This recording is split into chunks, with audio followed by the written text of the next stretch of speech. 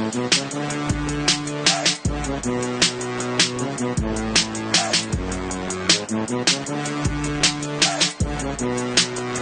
hello, happy 2019 here, and coming to the new year with a somewhat strange voice here. I don't know how this happened, actually, too. I was sick weeks ago. I mean, obviously I haven't done a podcast here since December 13th, actually. That's actually technically almost a month, about 3 weeks at least.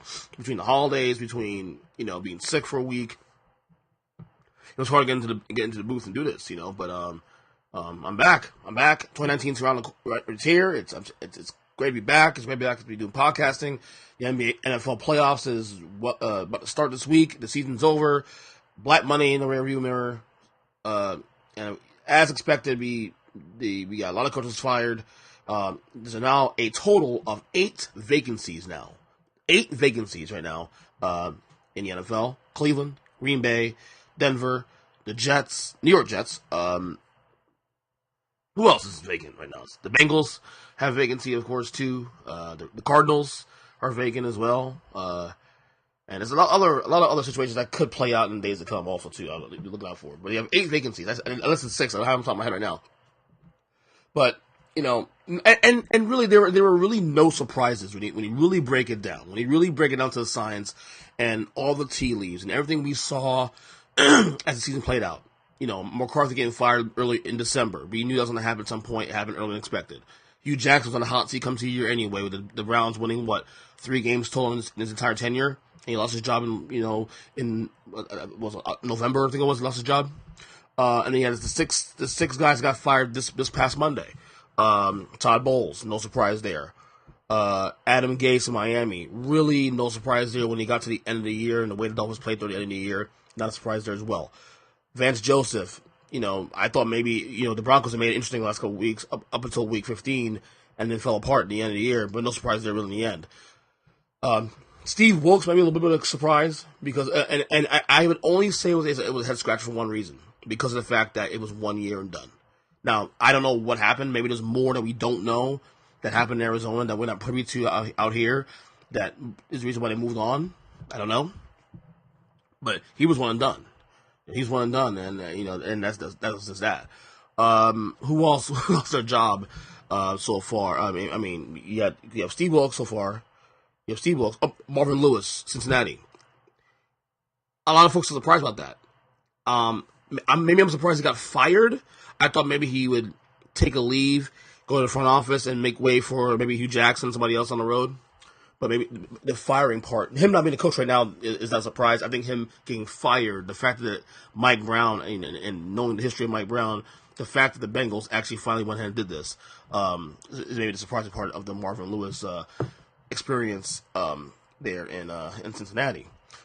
Again, I'm getting over the cold, I guess, though, on my throat. I'm not even not sick anymore. My throat all of a sudden has went to, I feel like I'm going through puberty right now. It's weird.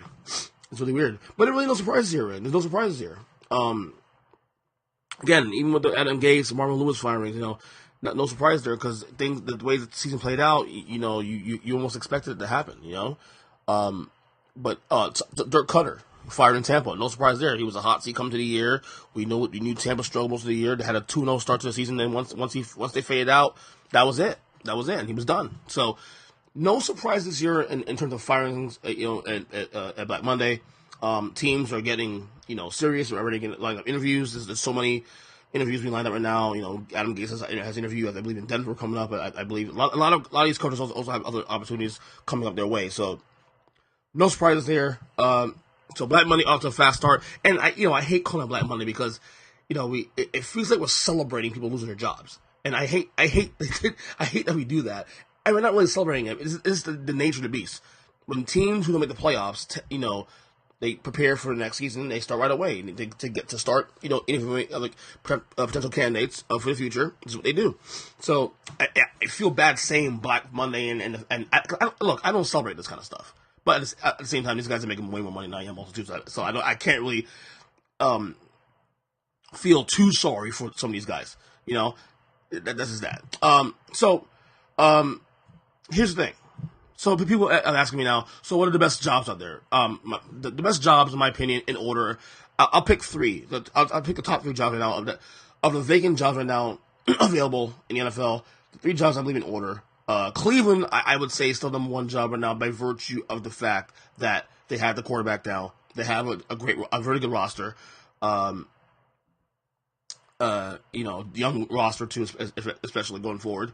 And you got to figure the AFC North is up for the taking. And now Baltimore might be the one team that can stunt things here, but Pittsburgh is right now disarray. You see that right now playing out as we speak, which we get to in a second with Antonio Brown and the Steelers, what they're doing there. The Bengals are rebuilding now, obviously. The Ravens, obviously, the other one team I believe that maybe have their shit together.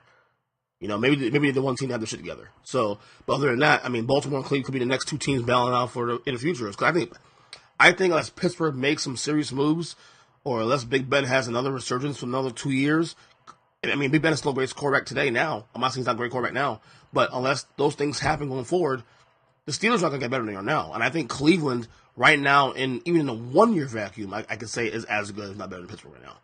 Baltimore obviously has passed them, so there you go. I would say the Jets' job is number 2 because the Jets' job, you have the quarterback. It's a good market. They seem stable. Post-Rex Ryan, which is a couple of years now, they seem a little bit stable. So I would say the Jets' job is number 2 because of the quarterback. You would think I'd say Green Bay on top of the list, but no. And the reason why I don't have Green Bay up on the list is because of the fact that, the Aaron Rodgers thing. How will he respond to having a new voice there? Obviously, we've long heard of all the situation between Mike McCarthy and Aaron Rodgers and back and forth. They won a Super Bowl together. They went to a lot of playoff runs, but the tenure between the 2 guys, especially at the end, felt very underwhelming at the end.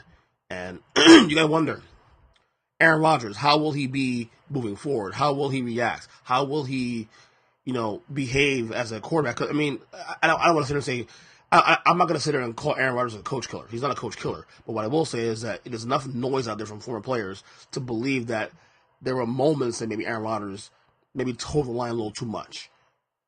Now, I'm not saying, now, that being said, I've always said that Mike McCarthy and Aaron Rodgers got old, got stale. I said, even last year, that you had to consider maybe parting ways, those 2 guys, because it got stale. And you're not going to fire Rodgers because he's still the best quarterback in football, even after this year. But the Green Bay job is still pretty attractive because of Aaron Rodgers. I am concerned about the roster too, because at the same time, the NFC North is really good now. You have, even though they flopped this year, the Vikings are still really, really good, better roster than the Packers. Detroit, they're not a really good team, but they're only a couple pieces away from being back in the mix of things. Obviously, Chicago is on the way up now. They won the division this year. So the Packers are right now in limbo. And and everything we all thought coming to the year, and I said this on this podcast coming into the season, that there was concerns about the Packers, that, even though you can say with Rodgers, the Packers are worth 8 to 10 wins a year. Maybe not so much anymore because of the fact that the division's better now, the conference is better now, and Rodgers is now 35 years old. At some point, he needs to get the help. So I will rank it Cleveland. I will rank it Cleveland, the Jets, Browns, Jets, and Packers as the 3 best jobs available right now today. And obviously, as we get down in the coming days and weeks, we'll obviously talk about it in the podcast as things fill up. We'll react to the coaches, the new hires, all that, how that goes. So the drama in Pittsburgh continues to run amok. The drama, the Steelers this year did not make the playoffs. They were disappointing. I believe it's a 9-6-1 record this year, or what was the record this year? 9-6-1. And it was cultivated at the end of the Sunday by Antonio Brown missing, who we found out later that he was actually benched by the Steelers for missing practices, for team meetings, walkthroughs, all that, and I've long been very critical of Antonio Brown for years, dating back 2 years ago when he did the whole dumb, during the playoff, after winning the playoff game in Kansas City in the divisional round, and you hear Mike Tomlin in the background saying to get out social media, pay attention to the, this week. It's a big week because they're going to New England and whatever for the AFC title game. And you can hear that going on, and you see Antonio Brown with his phone up on Facebook, all this going on, all the drama. And we can sit here, we can criticize Mike Tomlin for not being buttoned up, and I agree. Mike Tomlin has a lot of blame here too. But at the same time, though, some of these players need to be accountable. Antonio Brown's 30 years old. Okay, Antonio Brown's a big boy now. Okay, Antonio Brown is arguably the best receiver in football. But Antonio Brown has the worst rabbit ears and the worst self-awareness I think I've seen an athlete in quite a while. And I think if there's any time for the Steelers to cut bait with anybody, whether it be, I'm not say Big Ben, but Big Ben is on the backside of 30. But if there was any time that I would say, yes, start, exploring trade ideas for Antonio Brown, now'd be the time. Because here's the fact, is that Antonio Brown will not be better than he is now. And don't be wrong, Antonio Brown now is great. He's an elite. He's top 3, probably the best in the league right now at this position. But what is also a fact is that Antonio Brown will not be better than he is now. Okay? And guess who else agrees with me also? Shannon Sharp of FSU's Undisputed on today's show. He agreed. The problem, the crux of what's going on in Pittsburgh, Skip, from what I can see, is that the 2 best players are the worst leaders. Ben Roethlisberger and Antonio Brown. Therein lies the problem. This is a very divided, selfish, finger-pointing team. And that maybe in the history, see, he experienced something that Julio Jones didn't experience. He experienced something that Mike Evans, true number 1 receivers, with their robbing the second receiver, leading the team in catches and yardage. That's what bothered him. That's the problem that he got with Big Ben, because Big Ben is showing somebody else some love. So Antonio Brown, Skip, he's not going to get any better.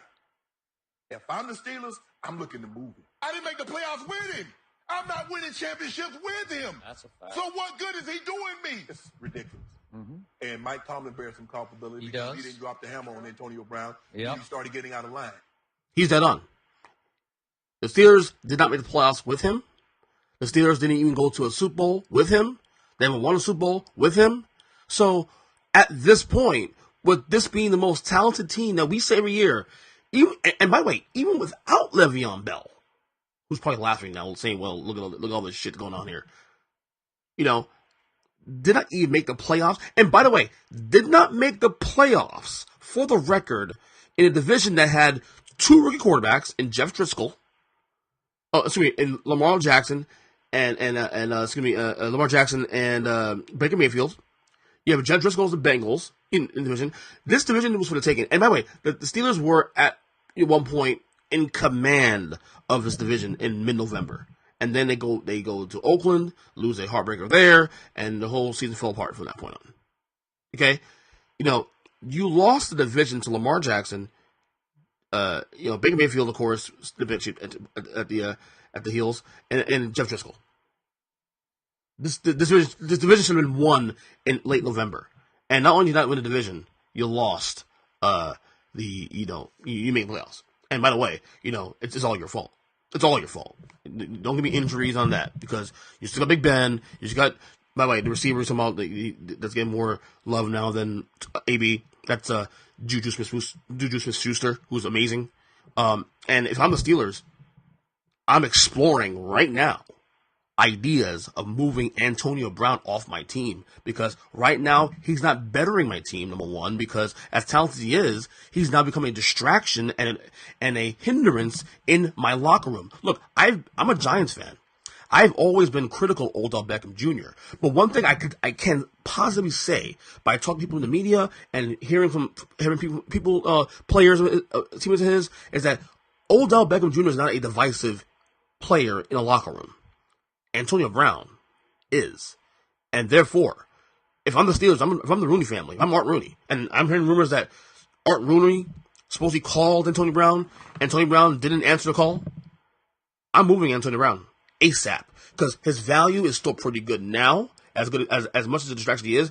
He has great value to the team. So if I'm the Steelers, I'm getting draft picks.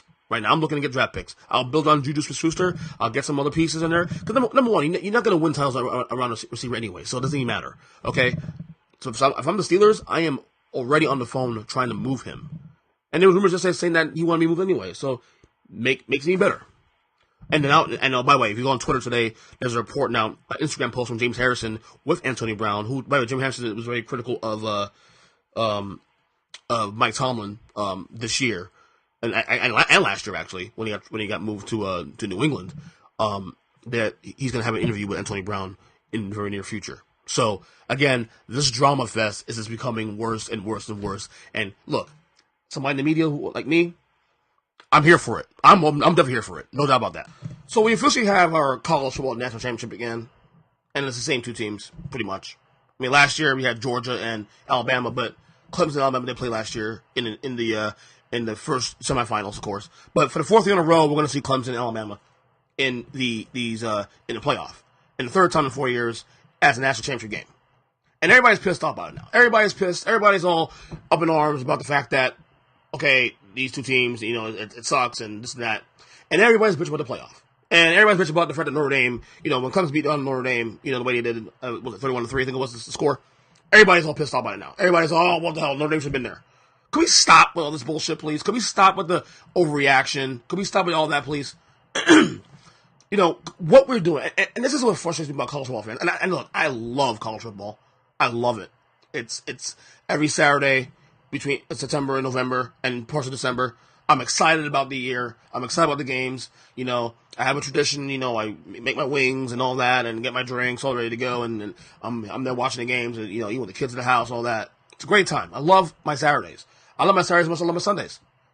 But the only thing that really pisses me off about college football today is the fact that college football fans, I believe, are really, really dumb.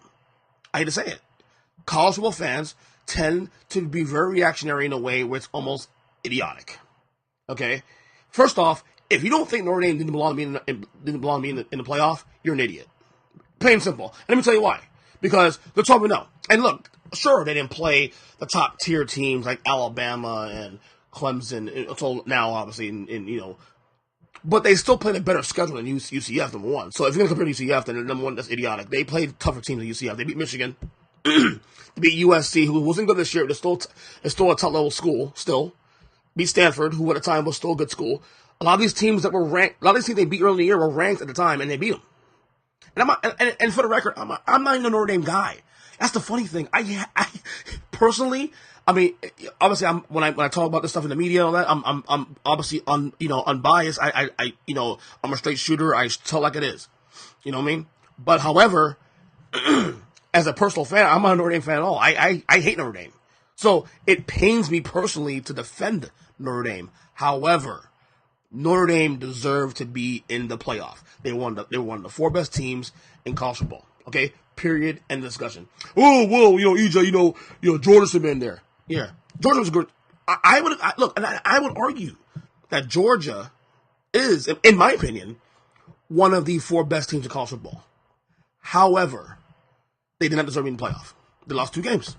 That's simple. Lost 2 games. And by the way, Georgia lost to LSU by 30 points. Notre Dame lose a game this year.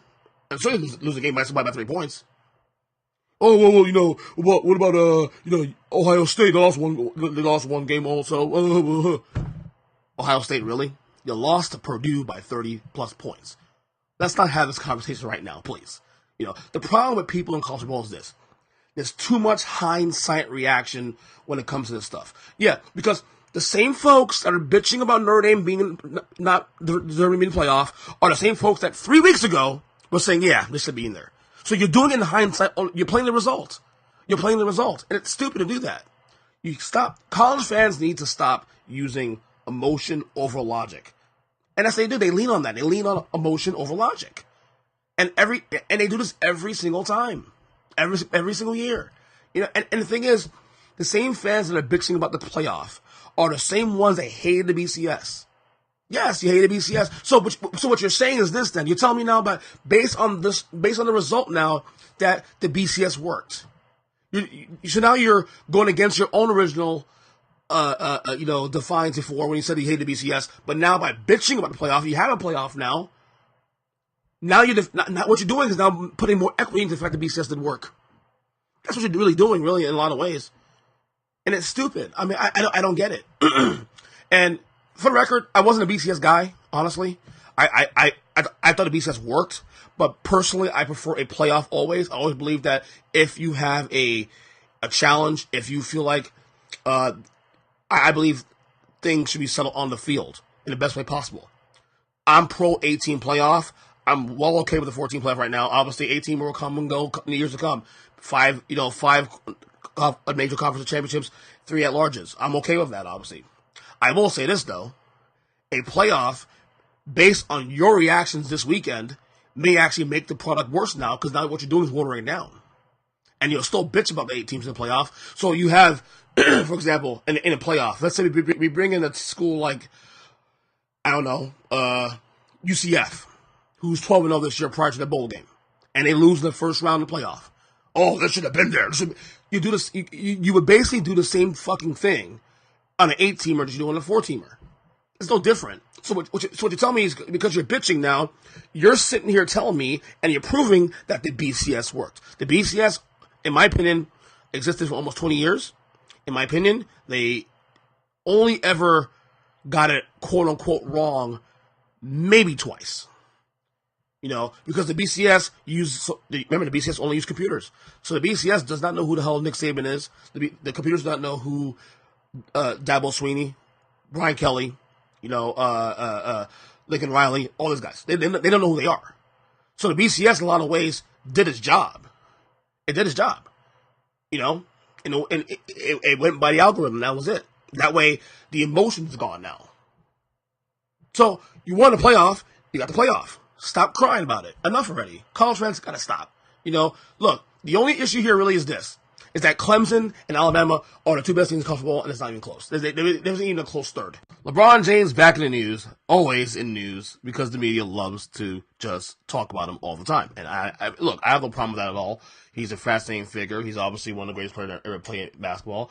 He's obviously out for, I guess, a number of weeks.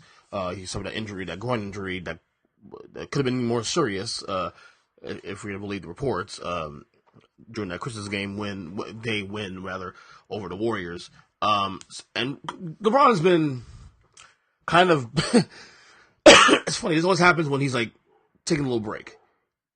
Comments come out, first the comments he made about, the fact that, the slave plantation, or the owners, NFL owners being, slave masters or act like slave masters. And now the new comment that came out from his documentary series, or I can't remember which one this is from, because he has a couple of products going on at the same time, simultaneously, that I can't keep up with all of it. But LeBron James made some comments on one of his documentaries. I believe it's from the Uninterrupted documentary series that he does, discussing and defending why he is now the GOAT in NBA history. Check out what he had to say. That one right there made me the greatest player of all time. For so many reasons. I was super, super ecstatic to win one for Cleveland because of the 52-year drought. Like, I was ecstatic. Like, obviously, I showed that the first wave of emotion was when everyone saw me crying. Like, that was all for 52 years of everything in sports going on in Cleveland. And then after I stopped, I was like, that one right there made you the greatest player of all time. Everybody was just talking how they were the greatest team of all time. Like, it was the greatest team ever assembled. And for us to come back, the way we came back in that fashion, I was like, you did something special. That's like one of the only times in my career I felt like, oh shit, like you did something special. I haven't really had time to really like sit back and think, but that was a moment. Okay, so obviously a lot of folks are triggered by this. A lot of folks who are anti-LeBron are triggered by this because obviously you hear that it's basically LeBron being arrogant again. Pro LeBron people are going to always defend LeBron's position on this one, and I get it. I totally get it. First off, my first reaction is rabbit ears. What are you doing? What are you doing? LeBron. You look at 2 ways. LeBron just being who he truly is, which is a bit arrogant, a bit confident in his abilities, or a little bit of a cocky asshole, whatever you want to call it. But I also look at this as LeBron trolling the media because, again, LeBron likes to be. I mean, it's fair to say LeBron James likes to be center of attention, and regardless of what he's saying, whether or not you agree with him, whether he's talking about Trump, whether he's talking about Jordan, whether he's talking about on court play, whatever it may be, just because you're talking about LeBron James, he wins. And it's funny, I go on social media, and some of my colleagues also too in the media, they sit here and they get triggered by this stuff and triggered by his words. I'm like, he's trolling you, man. He's trolling you. Don't let it get to you. Okay, let me unpack here real quick with LeBron. First off, I believe LeBron James is a product of his era. LeBron James is a millennial. He acts like a millennial. He's all about the selfies and all that stuff. He's one of those players he's the first of this era's players. And a lot of fans who are my age or older don't like the way these players today act or how they perceive themselves, publicly. And I get that. It's a different generation.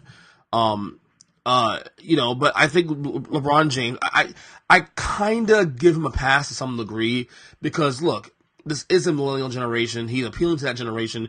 They are very outspoken. People today outspoken, whether they're idiots or not, or whether they're right or not. Millennials tend to be more outspoken about issues, whereas Michael Jordan was always crafty about his brand. He would be humble. But let me ask you a question, and serious question. We know we've heard Jordan past say when asked this question about being the GOAT, he's always deferred to, well, I can't say that because I didn't play in the era of Bill Russell, I didn't play in the era of Bill Chamberlain, Oscar Robertson, all that. Okay, and by the way, Michael Jordan's response is absolutely correct in my opinion. Okay, it's actually, in my opinion, correct. Is the right response to have because you can't really say as such if you actually compete those guys. But don't you think in the back of Michael Jordan's mind that he says, "Oh, this is actually correct. I'm the greatest of all time." He may not say that, but given also the hyper competitive nature of Michael Jordan, you don't think that he doesn't believe he's the greatest of all time? I mean, I'm willing to bet that while Jordan's saying what he says, and has said in the past, going back to 1993 after the NBA Finals, winning his third ring, and even recent interviews in recent years, being humble and taking that high road approach and saying that I didn't play in that era of Wilt and all that. You don't think Michael Jordan, Mr. Hyper competitive, doesn't think he's the greatest of all time, despite what he said publicly? Because I'm willing to put money, dollars to donuts, if I had a chance to get in Michael Jordan's brain right now, that Michael Jordan believes he actually is the GOAT. There was Michael Jordan and LeBron James, and LeBron James put his name on it. Michael Jordan ain't put his name on it. And guess what? I think Michael Jordan is the GOAT, for the record. But to sit here and criticize LeBron to a point, and I get it, it's uncomfortable. The eras, the different generations here fighting tit for tat about what LeBron said is right or wrong. And it's definitely cringeworthy for my taste because I'm of the older era. I'm not a millennial. But you gotta kind of give LeBron James some credit here. He's putting his name on it. Don't we all want... I mean, it's funny. We sit here and we say we don't want our athletes to be fake. We want to be authentic and be their true self. So if LeBron James being his true self, why are we mad about it? That's the only thing I push back on. So, again, I don't want to sit here and just overdo the LeBron criticisms here. Because even though I disagree with him 100% on this, he is a product of his era. And this is that. Before I go, obviously, we're now in 2019. Very excited about this year. I got a lot of personal goals. I got a lot of goals for this Earnestly media. As you guys know, I should say you guys know because I actually announced this. But, I have this podcast, and I do also the Unfiltered podcast, which is me solo. I've decided, as of today and going forward this year, that we're going to keep only one show. We're going to combine the shows, and Earnestly podcast will be one show. One podcast, that's it. So you'll have a lot of my solo stuff here, like today's show, for example, a lot more solo episodes as well as interviews and conversations with other people. I decided to keep everything efficient. My goal this year, personally, professionally, is to be more of an efficient human being.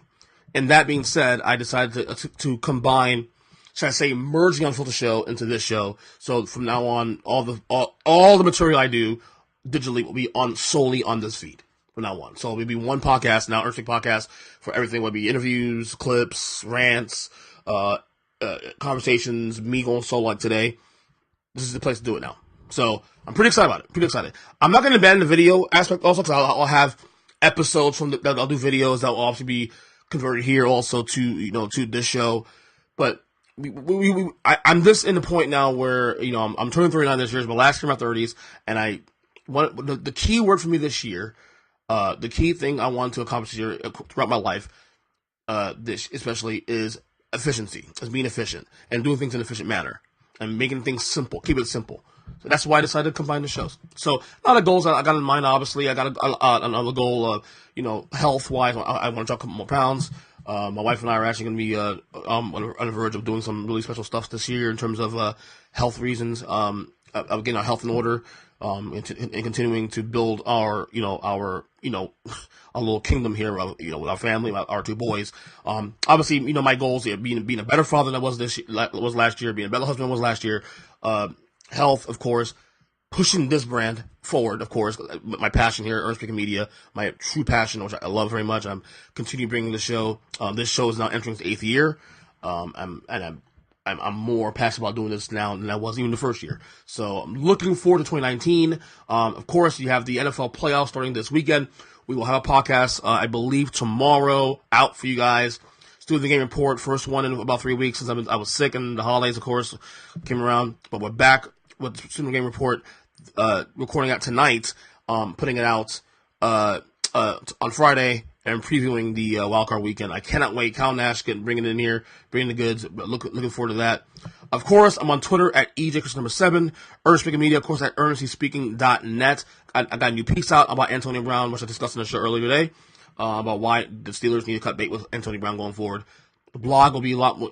Another too, also, because I combine everything now, I feel more focused to start writing more often. I'm looking forward to writing more often this year. I dropped the ball last year, especially during the NFL season when I actually had said that I was going to write more, and I didn't do that. But I do intend to write more blogs and more columns this year as the time goes on. So I'm really excited about things this year, 2019. It's going to be a great and fabulous year. You guys take care of yourself. Thank you guys for the downloads. Thank you guys for supporting the movement. We're going to keep pushing and keep pushing and keep pushing. We got a lot of great things on the horizon for the show, for the media, all that. So, of course, one more time, I'm on Twitter, EJ7. Also on Instagram, which, by the way, I have to be honest, it is my favorite social media platform now, Instagram. So you can follow obviously Earnestly Media on Instagram, as well as my personal Instagram at Earnest_Christian, EARNEST_Christian. Talk to you guys later. Love you guys. Take care. Back tomorrow with the Student Game Report with Kyle Nash. And see ya. Happy 2019.